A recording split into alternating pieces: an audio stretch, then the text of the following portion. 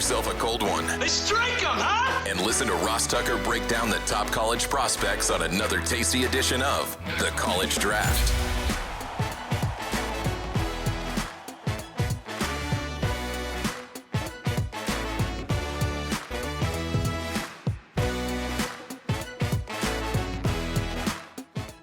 Yeah, it's Daddy Soda time here on the College Draft Podcast. Always, of course, presented by DraftKings. I'm Ross Tucker, former NFL offensive lineman. I think most of you guys know that by now. If not, maybe you're new. That's awesome. You have come to the right place for the pre-draft process. I think it's the best pre-draft NFL draft podcast around. You know why? Because it's year-round. Like, we're not one of these people that just does a show 5 episodes or 3 episodes before the draft. No.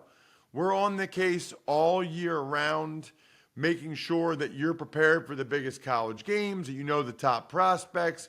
We talk about scouting from a holistic perspective, including after watching the playoff game, some of the lessons that we learn from them. It's a fun year-round process. You can check me out on social media at Ross Tucker NFL. Whatever you're on, I'm pretty much on. Twitter, Instagram, Facebook, TikTok. Hit me up, please. Or at Ross Tucker Pod is on all of those except for TikTok. I think I'm just on TikTok. But please follow our accounts because there is no better way to see the highlight clips from this show or any of our shows. So I know a lot of you just listen, right? Some of you watch us on the DK Network or youtube.com/Ross Tucker NFL. But a lot of you just listen. What a cool way to see what Emory looks like, although he's everywhere now on CBS Sports HQ, so you should know what he looks like. And to just see some of the highlight clips from Emory and I talking. The Emory I'm talking about is, of course, the one and only Emory Hunt. He's at F-Ball Game Plan on Twitter. He is legitimately one of the OGs on YouTube with his football game plan page. I've told the story many times of being at the college football coaches convention with Emory and college football coaches coming up to Emory and saying, love your stuff, love your videos, coaches watch Emory's videos. Meanwhile, it's like, hello, played 7 years in the NFL, like I'm on TV, like, can you say hi to me? Are you like me? No, they just want to talk to Emory, just want to tell Emory how great he is because the draft guide is so great. If you haven't ordered it yet, you really should. Footballgameplan.com/2024 draft guide. How about this? For this week, I'll do it again. I'll lay down the gauntlet again. Anybody that orders a draft guide this week, let me know. You're automatically entered to be the Spread the Word winner this week. I'm going to pick somebody that orders the draft guide this week is going to get the signed autograph from me that I talk about on the Ross Tucker Football Podcast. So sign up now. Footballgameplan.com/2024 draft guide. Emory, it's interesting. We have 10 shows before the draft. 10 shows. So I was doing the math, and we usually have 2 episodes on quarterbacks, and then 1 on running backs, 1 on wide receivers, 1 on tight ends, 1 on O-line, 1 on D-line, 1 on linebackers, 1 on DBs. That's 9. That's 9 right there. So this is our last episode before we start to dive into it position by position, which I love because your rankings are not like everybody else's rankings.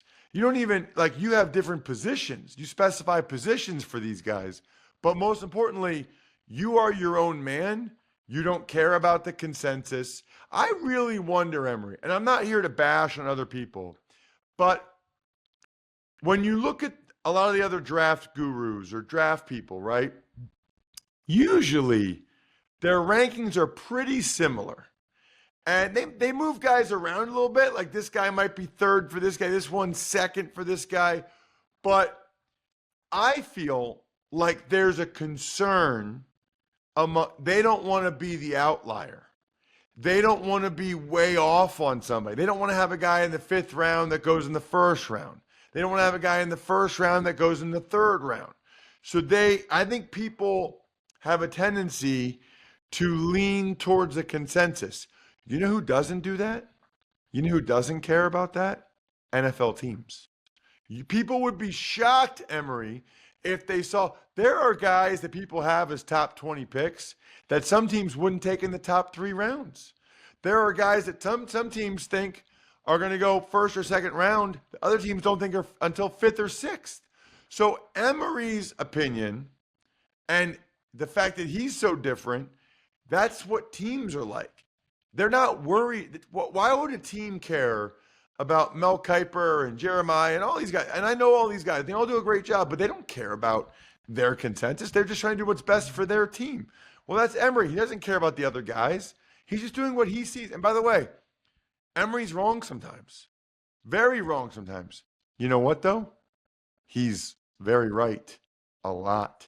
I mean, all of this chatter recently about Spencer Rattler is just making me laugh. He's rising up boards, Emory.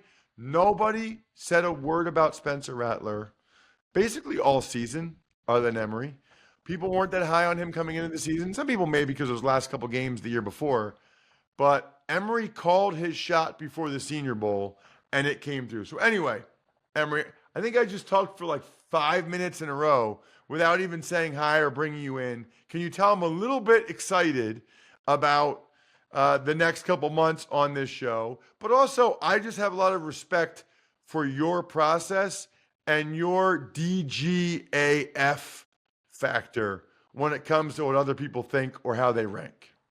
I appreciate that, Ross. I'm glad you echoed all of those sentiments perfectly because I wanted the same thing. And that's kind of why I started Football Game Plan, to get my voice out there. What sense it makes to start something of your own, only to parrot what you already see out there, even if you don't believe it. Let's say you have some guys that, some major network guys that do their thing, which we all respect, and you see them, hey, okay, they got these guys ranked 1, 2, 3. I see it differently. Let me put my thoughts out there. Maybe I have these guys ranked 3, 2, 1. And so it's cool to have differing opinions if you're bringing facts to the table.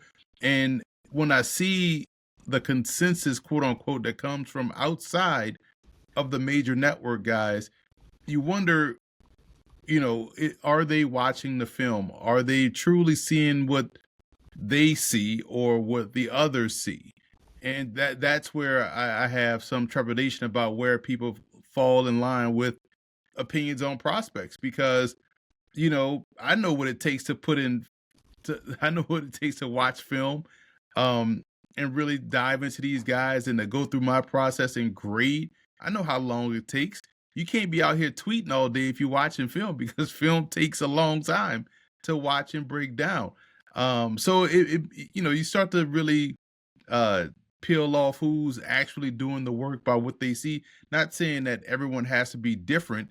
Everyone can have the same opinion on a player. I think we all kind of like Caleb Williams, but that's a name I want to bring up because now all of a sudden Caleb Williams goes from can't miss prospect, trade your entire draft for him, do what you got to do to get up to get him, to, well, he's probably not that good. He's actually not that really good. Actually, there's some guys that are better than him. Actually, he may not be as can't miss as we originally thought. Like, what?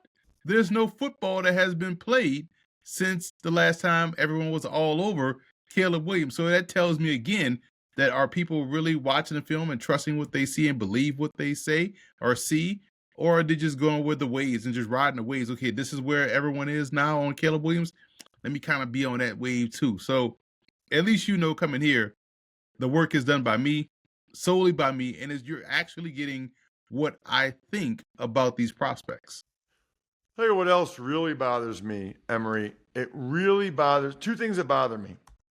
Number one, there are people that think you have certain opinions like for clicks, right? Which, can I just say, first of all, it's Twitter. There are no clicks. What are you talking about? And by the way, like, if you don't like what he says, he's not going to get clicks. He's going to get replies or mentions or whatever they're called. I can assure you, do you think Emory is sitting there thinking, you know what?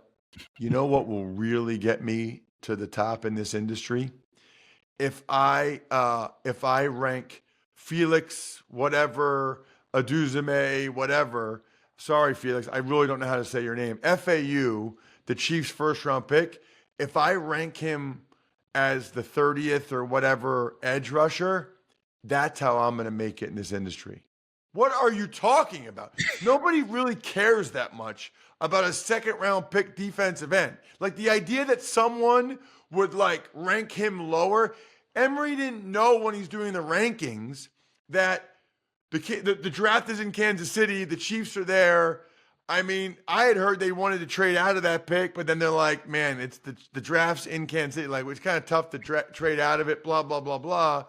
But like the idea, Emory, that you're like in your office, like, this is how I'll, like, if he was going to do that, okay, what he would do is say, Bryce Young is garbage, right? Like, or what, like he would do something that people care more about.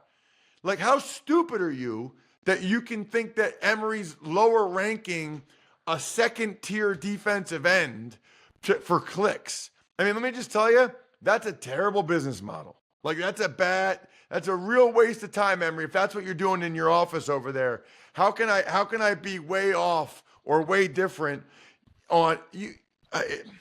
I get frustrated. But that's a great point, though, because why would I choose that player and not someone that generates buzz? Because the funny part is, and to your overall point, no one was talking about this player during the whole draft process. Not one person until he goes in the first round, and then they see my rankings and like, oh wow, what, how could you? Did he win the first? Like, no one in the draft community was talking about this dude. So, and we both work in TV, Ross. We have never been in a production meeting where the producers and directors say, hey, say this because this is going to get us some clicks. No, that is never a part of the conversation. What tracks is weird because you don't know what's going to track, right? You never know what's going to be popular or what's going to be viral, so to speak. So yeah, no one's doing this for clicks. You're doing it because it's content. You think this is, hey, this is what I believe. This is what I'm going to say. Just same thing with the Bijan Robinson and Jahmyr Gibbs. You thought I would have said Bijan is a 7th round pick. I just had him 2 and said he was still one of my highest rated running backs since 2018. Like, it is crazy what people get all worked up about. But again, the rankings are come from a place of what I believe. Because again, I know where, and this is funny, as we're taping this show, I'm heading down to the HBCU Legacy Bowl, which will be the last All-Star game on this circuit. So we're talking about starting from the U Sports East-West Bowl in Canada, in Hamilton, Ontario this past year, FCS Bowl, Hula Bowl, College Gridiron Showcase, Tropical Bowl, East-West Shrine Bowl, Senior Bowl, and now HBCU Legacy Bowl tacked on to the HBCU Combine. So I know where I'm at, and I look around. I only start to see a lot of draft analysts in the Shrine Game and Senior Bowl. So of course they won't have the depth of prospect knowledge that I have because I'm at all of these All-Star games and seeing all of these players. So I have a bunch of guys to compare and contrast and grade. So therefore, guys will fall and rank.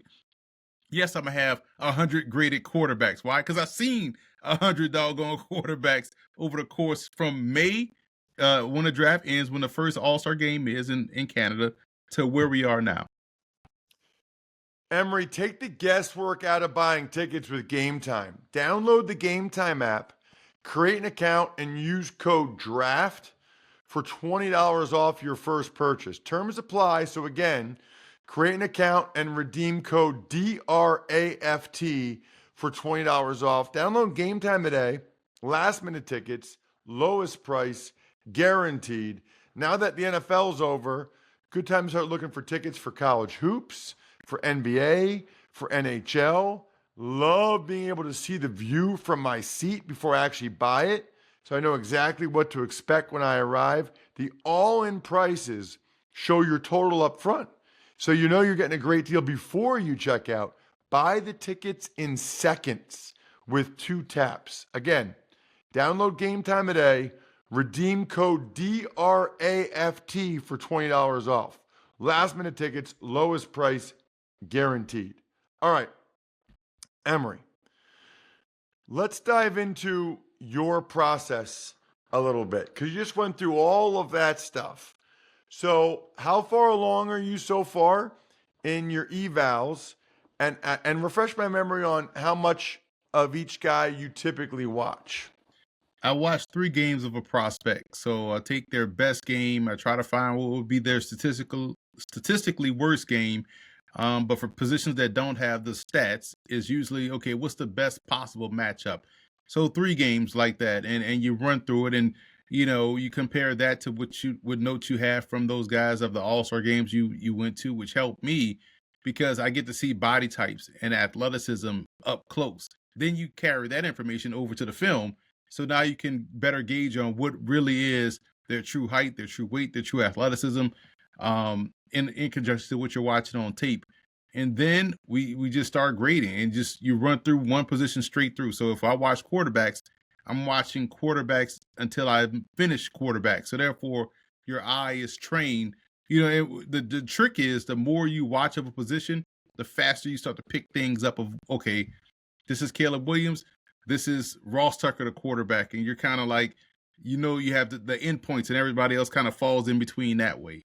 But right now, I'm at the start of my wide receiver position. So I've done quarterbacks, I've done running backs, I've done fullbacks, I've done tight ends, and now we're starting wide receivers. So we're working through. Usually, wide receivers and defensive backs are the largest group. Those are like over 120. So that's going to take a little bit longer than every other position because just the amount of prospects in the class.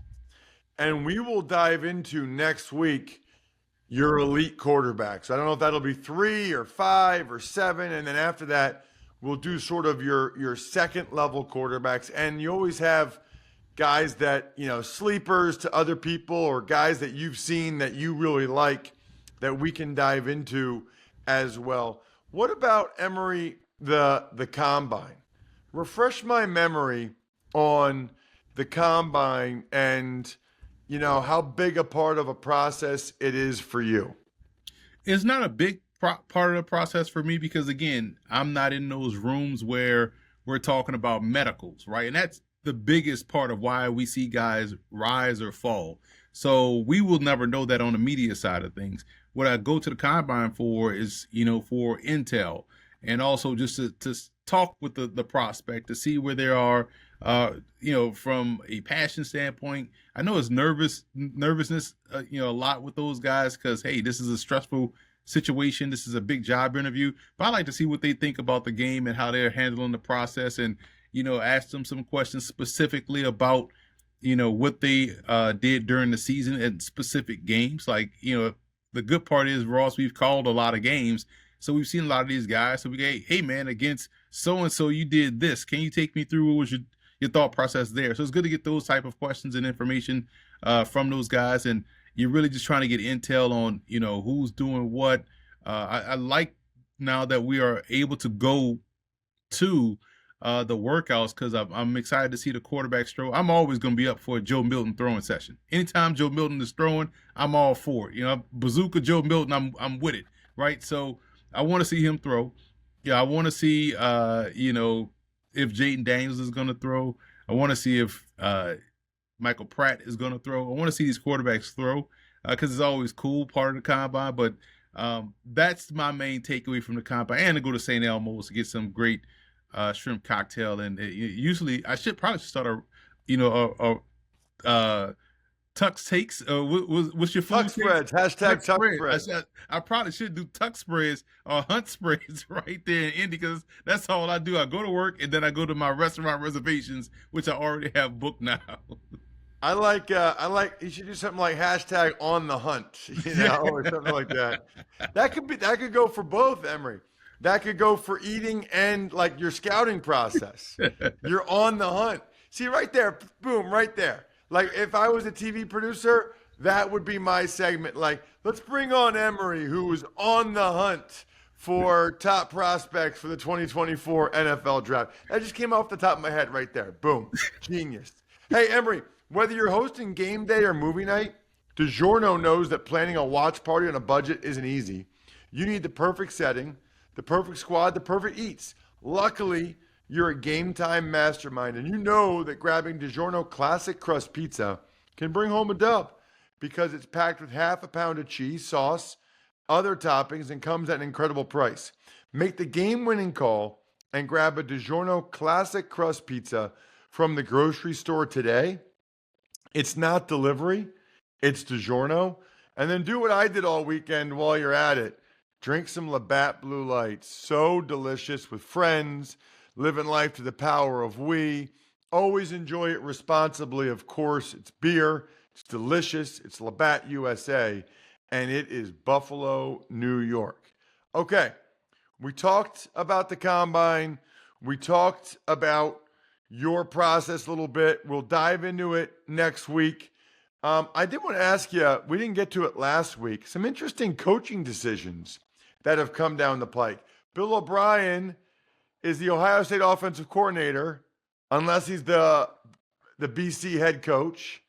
Chip Kelly is the UCLA head coach, unless he's the Ohio State OC. And then Wink Martindale leaves the NFL to go to Michigan, which is interesting. I think the most interesting one of all those is probably the Chip Kelly one, Emory. Talk to me about that, going from being the head coach at UCLA to the OC at Ohio State. Yeah, what's fascinating is that he wasn't fired from UCLA. There was not rumblings that he was getting pushed out. We know he was interviewing for NFL jobs or OC jobs at the NFL level. But to leave a Power 5 head coaching job to go be a Power 5 offensive coordinator, it's head scratching. It leads me to believe, but we're in this new era of NIL, so this probably doesn't even matter. But back in our day, when stuff like that happens, you just knew, oh, sanctions about to come to UCLA, they about to get slammed, right? But who knows now? Maybe he just wanted to do something different. But I do like the Deshaun Foster hire. He was one of the backs that I grew up. I was a teenager, getting recruited while he was at UCLA. I was just like, man, this dude is just a phenomenal tailback. I remember his freshman year at UCLA, and I remember seeing a lot of his high school film, like, man, this dude is awesome. He ran to me like how you just wanted to run. So it's good to see him get the head coach. They stayed in-house with a UCLA guy, Bruin, and that was a good hire for them. But yeah, man, just the Wink Martindale one is head scratching as well, because he's a long time NFL guy. Now you're going to jump into this world of recruiting and NIL when you see college coaches doing the opposite. Like, man, we got to get out of here, man. This is starting to get insane. Now Wink Martindale is going to now start making phone calls to 17, 18-year-old kids. Definitely not. And he's going to hate that he has to even be in those meetings and talk with these kids and kiss their butt. Definitely not. That one is bizarre to me, which also shows, I think one of the things that these shows is these big-time programs, Michigan, Ohio State, Emory, man, they can pay up. To get Wink Martindale to go there, he could have gotten paid out by the Giants for the year, or I think he could have gone to an NFL place. To go to Michigan, they must really be paying up. So that's one thing that jumped out to me.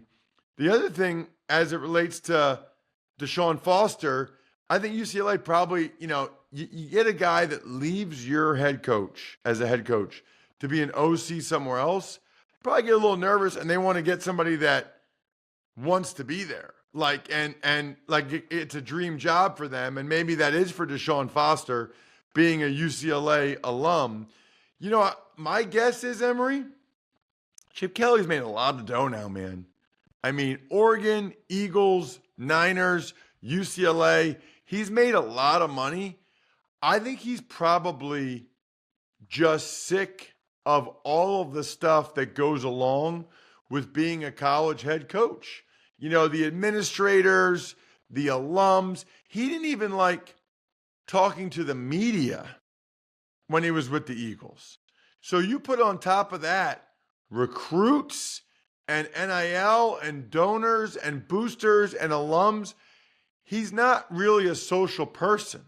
He doesn't like to do that. I think he just likes football.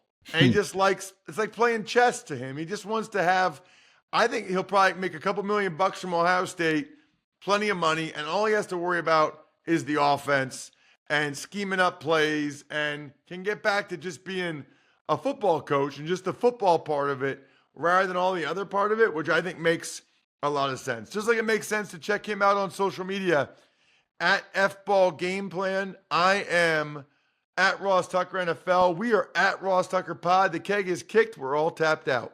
Thanks for tuning in to College Draft. Make sure to also check out the Ross Tucker Football Podcast, Even Money, and Fantasy Feast, all on the DraftKings Network, YouTube, or subscribe to the podcast on your favorite platform.